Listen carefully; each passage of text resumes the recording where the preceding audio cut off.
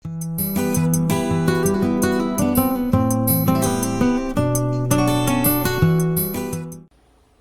mga kateki! Good evening, good day, good Monday. Whatever it is on your side, is it a day or is it a night or whatever day. I hope you're having a good one. Anyway, today I'm gonna unbox two boxes or two things. As you can see, excited for this color. I've ordered this from Apple US site day one when they launched it. I don't know or I don't remember the day anymore. Anyway, I just received it earlier today. Medyo matagal.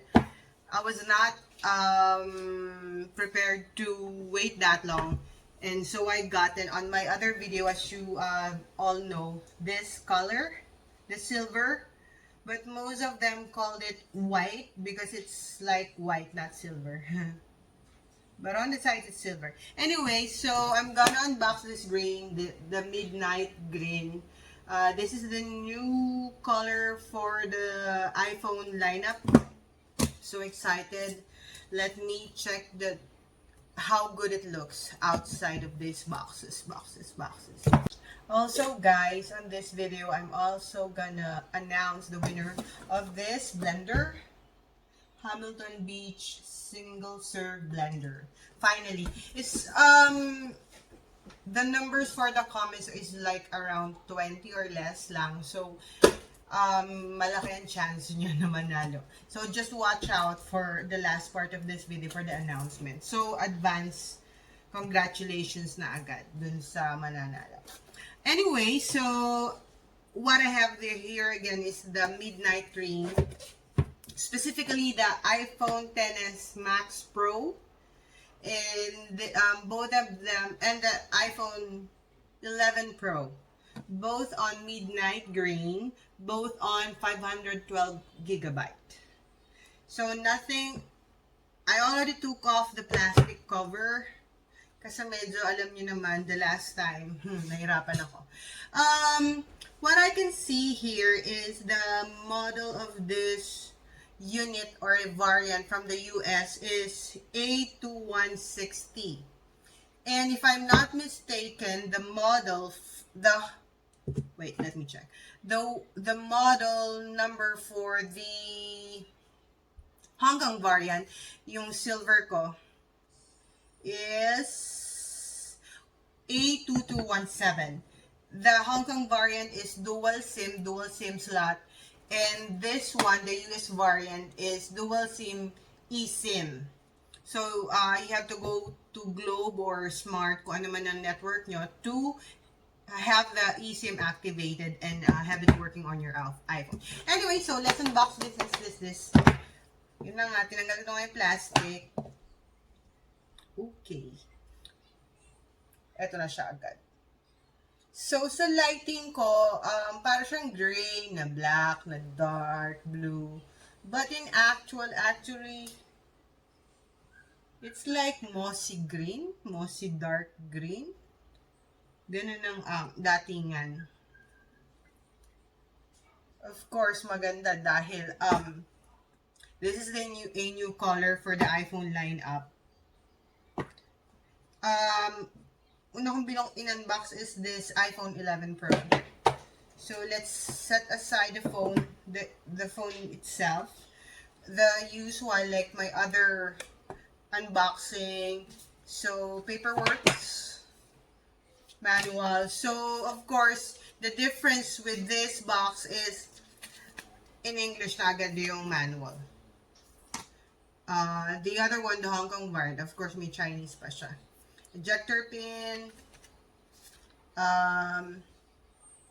compliance card or paper, of course the Apple stickers. So nothing new but less paper because everything's on English already. And then on this box, as you can see, the different adapter. Just like what we have here in the Philippines, two-tone lang siya. Yan.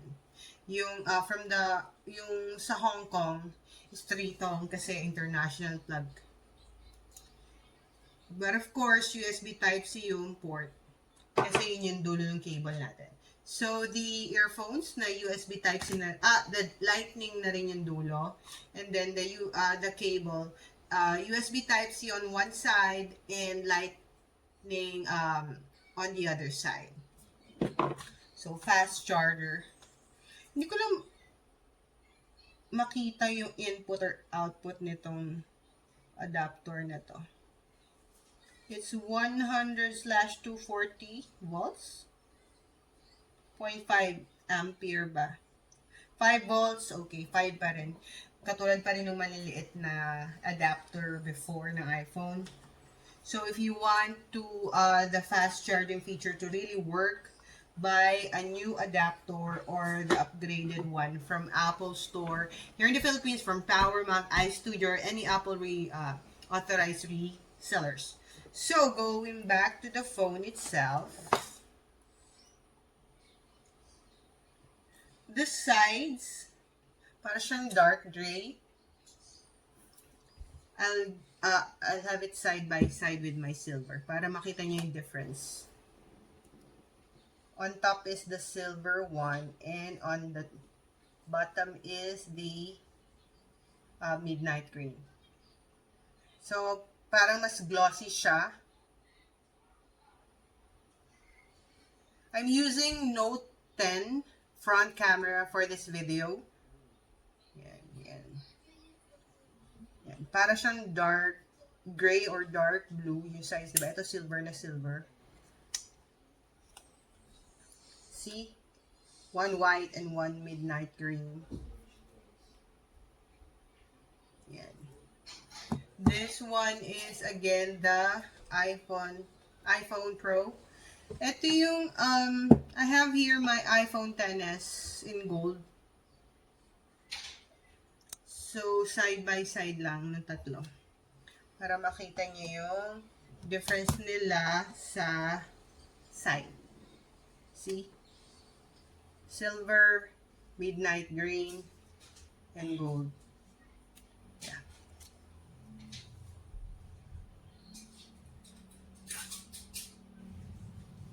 So, more on color comparison tayo today. And ayan, the gold, the midnight green, and the silver one. No more of whitish ang dating. Let's open up the iPhone 11 Pro Max. Here. Yan o.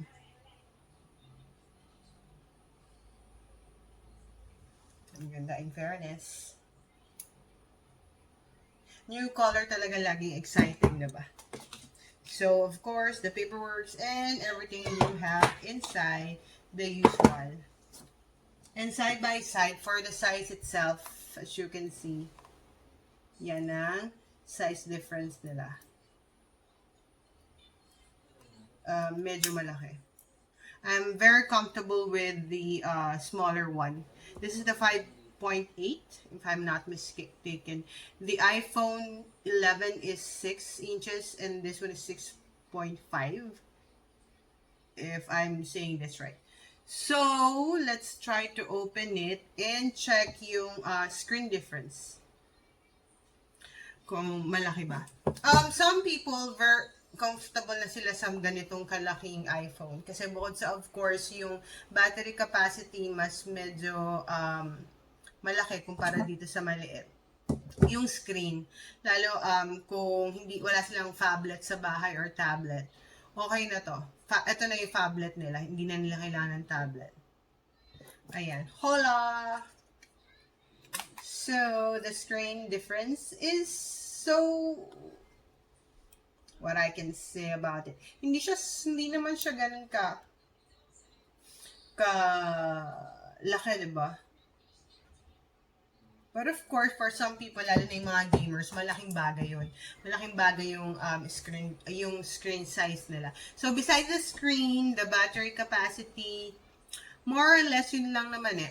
Front cam, back cam, yung CPU o yung processor niya, and everything almost same lang. Of course, the color. So, ang pagdedebatihan mo na lang if you want to decide on which size is yung yun nga, screen size, battery, tas yung comfortable sa hands mo kasi mahirap naman mabagsakan lagi ng phone dahil lang sa malaki to or hindi ka comfortable holding it.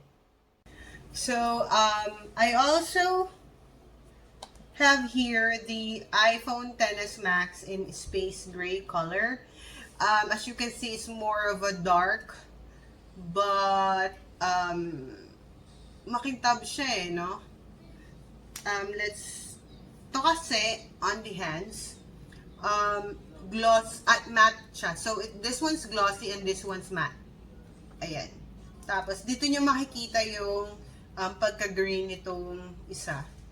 Kasi this one's like black talaga. See? Now, we can see the green color of this phone. And of course, it's a fingerprint magnet. Unlike this. Tapos hindi rin siya madulas. So, also my silver one, matte color din siya, matte type din. So, same itong midnight ring.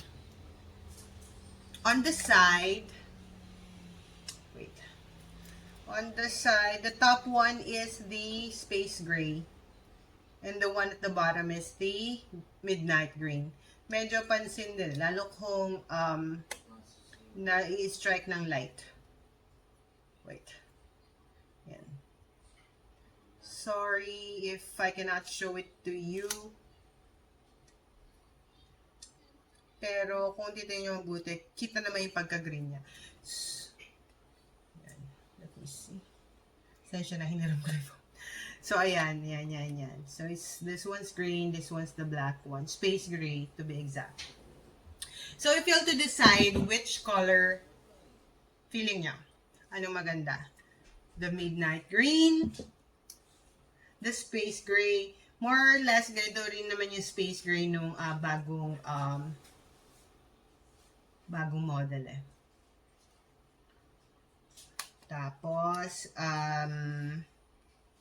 the gold one, and the silver one, the one I'm using right now. So far, so good. For people asking kung may problema ba yung Hong Kong variant in the Philippines, no, wala naman. Nagagamit ko yung LTE. I'm using specifically Globe LTE. Wala naman akong na-notice na connection issue, if it's slower, or if it's having a problem connecting to the LTE's network. Wala naman. To be honest, I don't think there's an issue. It's been, meron kasing mga nagtatanong, yun nga daw, baka daw may, wala naman. Matagal na rin akong gumagamit ng Hong Kong variants for the iPhones. Never naman ako experience or na-feel ko talaga yung difference na local unit at hindi local unit tapos may problem sa signal or sa reception. No. Wala namang problema. As I've said on my other video, the good thing about the Hong Kong variant is talagang 2 SIM cards yung mailalagay mo. No need to go to your network or to your network provider. Yes. But the downside, which I experienced just the last day lang, is it's not like Android na dual standby siya. And at the same time, if you have a call on the other line, you can still receive calls and texts to the other line or to the other number. Dito sa Hong Kong variant, automatically mag-shut down yung isang signal if you're using the other one for calling. So, on my experience, the bad thing is I'm talking to someone on a bank hotline, and then I'm using one number, and then nag-send siya ng OTP on the other number, my main number.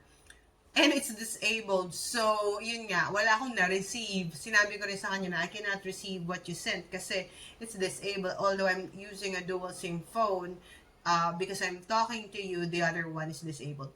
So yun, dual standby siya, dual working if it's just text. But if you're on the phone, calling or talking to someone, magdi-disable yung isa. Yun ang downside nun. But on eSIM, I think it's the same. As long as it's an iPhone. So, yun lang ang good thing sa Android na dual SIM. Anyway, yun. Also, before this video and I just want to give a shout out kay ML Gamers PH. Hi sir. Kay Miss Raquel. Hi ma'am. Also sa mga kagrupo ko sa PhilMag, Philippine Mac Users Group. Thank you guys for subscribing, for watching my video. Thank you. Big help to sa akin and I really appreciate it. Please watch my next videos pa and please subscribe pa sa mga hindi pa nagsisubscribe. Also, see you on December guys. So, yun na nga, yun, na-unbox ko na si Midnight Green na finally dumating din. Yes, Midnight Green and see Silver. And after this, also, please watch kung sino yung nanalo ng blender. Bye-bye, guys!